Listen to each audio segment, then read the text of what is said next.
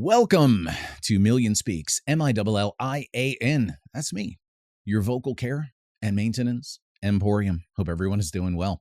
I was doing a session not too long ago with someone who does voiceover work and was also a singer and performer. And we were discussing the concept of trying to hit like the super power high notes. And it was just one of those things where as he was performing, just from some breathing and positioning things, by the end of the set, he was just fatigued and was worrying about hitting those high notes and cracking and going off pitch, which, happens when you're just at the end of your rope physically from singing. It just gets, like anything else, muscles fatigue.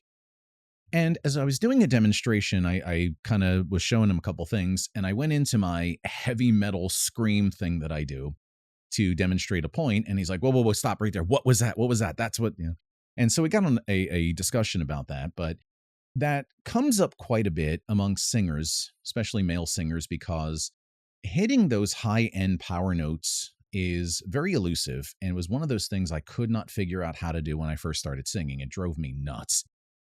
And once I started voice training, I was training with actually a heavy metal singer who was my vocal coach, and he showed me how to do this. And what is basically happening in this case is you have sort of a couple different registers of your voice, so to speak. I'm going to throw some reverb on here so it sounds a little better, but all right, little reverb. You have what's naturally called chest voice. It's the voice that just comes out of you. Ah. Then you can shift up to your higher, more airy sound called falsetto.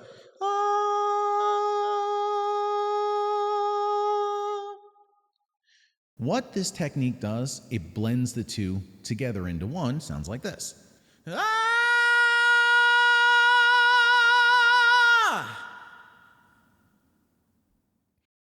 That particular technique, we didn't have a name for it. There's no really recognized musical term for it, so to speak. The term we used was mezzo-falso.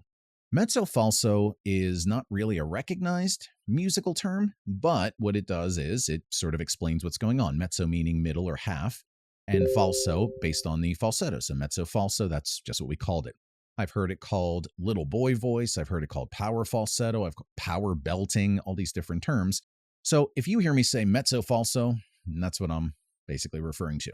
So in the chest voice, you have this set of muscles that just give you your natural resonance. That's the thyroarytenoid dominant, if you want to be, real pretentious about it.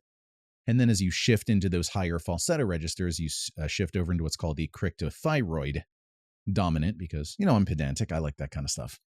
But the blending of those two together is what gives that trademark sound. Now, to get the true metal sound to it, you got to do a couple things.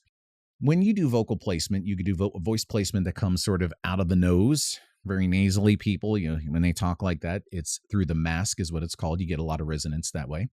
If you pull the sound back to the back of the soft palate, you'll get more of like a rounded, smoothed out sound.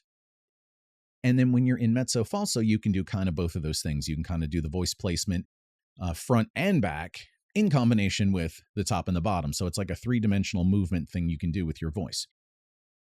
For the metal singer, let me put the reverb back on. Hold on. Okay.